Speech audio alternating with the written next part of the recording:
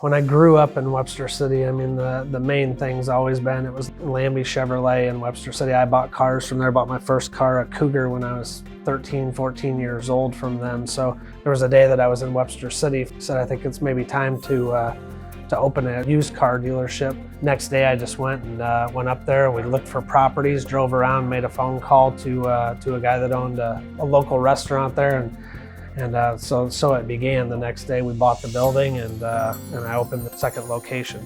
3 years ago when I talked to Karl about the Chevy dealership, I wanted to reach out to them to purchase it, and that's what led to the used car lot.